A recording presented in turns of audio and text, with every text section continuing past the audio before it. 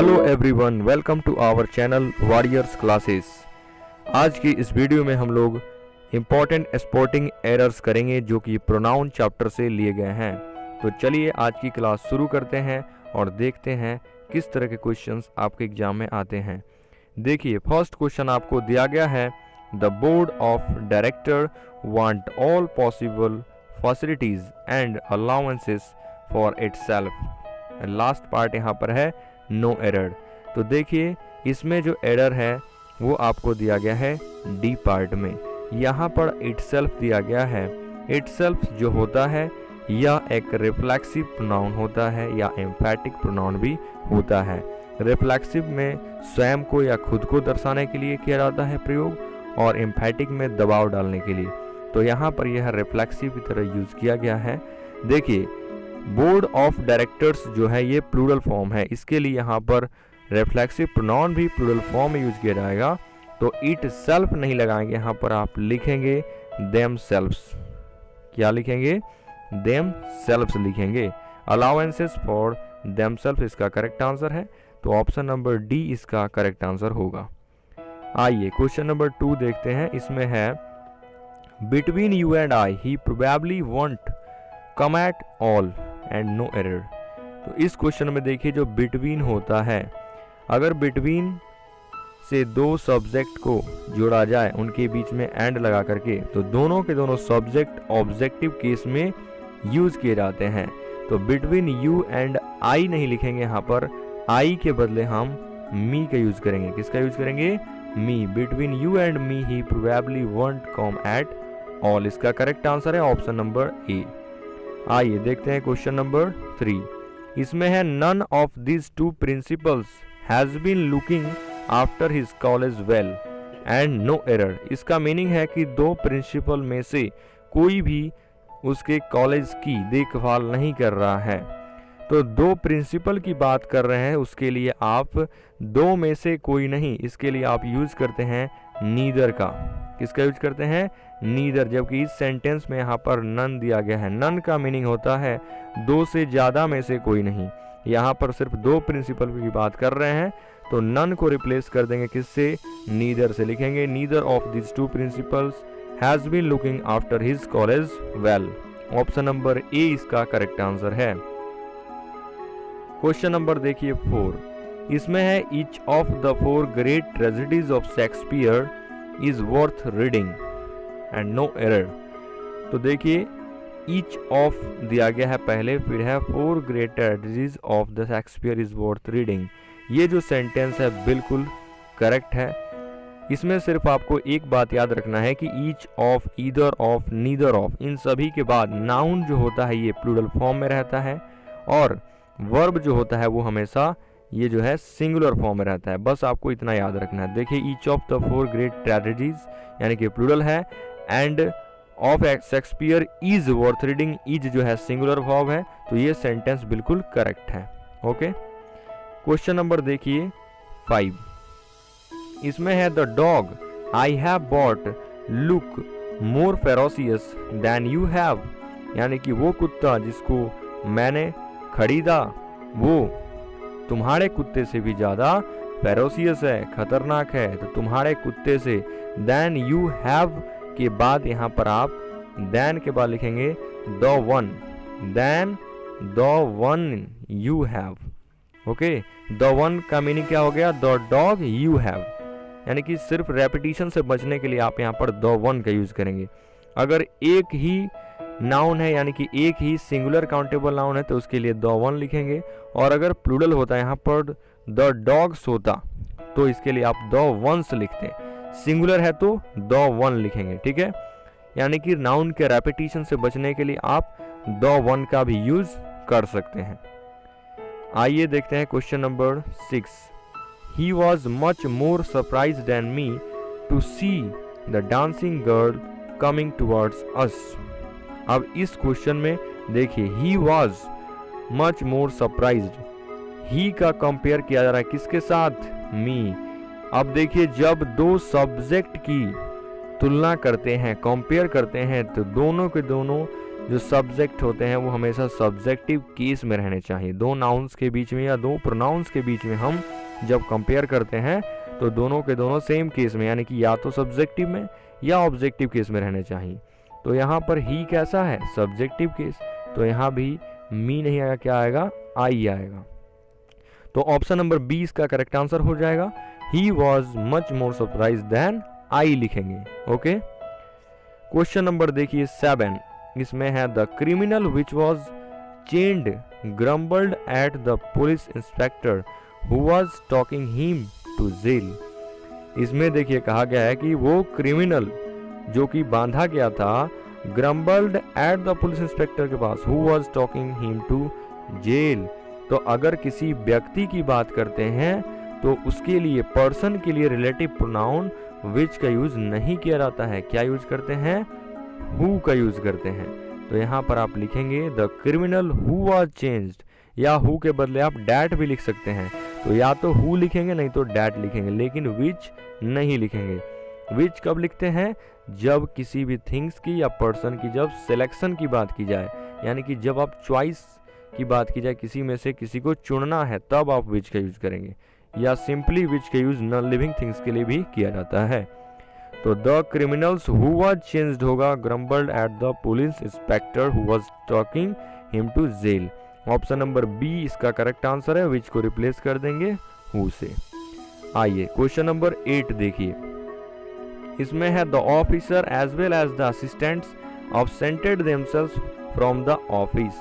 ये जो वर्ड देखिए एज वेल एज दिया गया है, इससे दो सब्जेक्ट को, दो नाउन्स को या दो प्रोनाउंस को जोड़ा जाता है, और वो जो दोनों नाउन्स होते हैं उसी के अकॉर्डिंग उसमें जो फर्स्ट सब्जेक्ट होता है उसके अकॉर्डिंग वर्ब का यूज करते हैं और उसी के अकॉर्डिंग वहाँ पर प्रोनाउन भी यूज करते हैं। तो देखिए यहाँ पर है ऑब्सेंटेड और इसके बाद है देमसेल्फ। एक और वर्ड याद रखें, जो ऑब्सेंट होता है अगर इसका यूज हम वर्ब की तरह करते हैं किसी सेंटेंस में तो इसके बाद हमेशा रिफ्लेक्सिव प्रोनाउन का यूज किया जाता है। तो यहाँ पर किया गया है लेकिन वो गलत किया गया है। क्यों? हमने अभी बताया कि एज वेल एज से अगर दो सेंटेंस जुड़े होते हैं, दो वर्ड्स जुड़े होते हैं, तो दोनों में से फर्स्ट सब्जेक्ट के अकॉर्डिंग ही यहाँ पर वर्ब आएगा और यहाँ पर प्रोनाउन आएगा। तो द ऑफिसर यानी कि सिंगुलर है, सिंगुलर के लिए यहाँ पर सिंगुलर प्रोनाउन भी आएगा। तो देम सेल्व्स नहीं लिखेंगे, ऑब्सेंटेड हिमसेल्फ लिखेंगे। क्या लिखेंगे? हिमसेल्फ, यानी कि the officer as well as the assistants absented himself from the office. Option number C जो है इसका करेक्ट आंसर है। क्वेश्चन नंबर 9, इसमें देखिए as a student of science you are far better than him and no error. तो इसमें भी आप देखिए, जब दो अभी बताया, जब दो नाउन्स के बीच या दो प्रोनाउंस के बीच जब कंपेयर करते हैं तो दोनों सेम केस में होने चाहिए। यहाँ पर है you are far better than him, you यहाँ पर है सब्जेक्टिव केस में, तो यहाँ पर हिम भी किस में रहना चाहिए? सब्जेक्टिव में। तो हिम को रिप्लेस कर देंगे ही से, तब ये भी सब्जेक्टिव केस हो जाएगा। यानी कि ऑप्शन नंबर जो डी है इसका करेक्ट आंसर है, हिम को रिप्लेस करेंगे ही से। क्वेश्चन नंबर 10 देखिए, he introduce to the chairman as the general secretary of the party. तो इसमें याद रखें जो इंट्रोड्यूस वर्ड होता है इसके बाद हमेशा रिफ्लेक्सिव प्रोनाउन का यूज किया जाता है। किसका यूज किया जाता है? रिफ्लेक्सिव। तो ही का रिफ्लेक्सिव क्या होता है? हिमसेल्फ होता है। तो लिखेंगे he introduce himself to the chairman. Option number क्या है? ए इसका करेक्ट आंसर है। नेक्स्ट देखिए क्वेश्चन नंबर 11, इसमें है whom ever comes late will not be allowed to mark his presence in the register। whom ever जो होता है ये क्या है? ऑब्जेक्टिव केस है, इसके बदले आप यहाँ पर whoever का यूज करेंगे। ठीक है, whoever सब्जेक्टिव केस का शुरू में सब्जेक्ट का यूज किया जाता है, तो यहाँ पर whoever comes late लिखेंगे, ना कि whomever। ऑप्शन नंबर ए इसका करेक्ट आंसर है।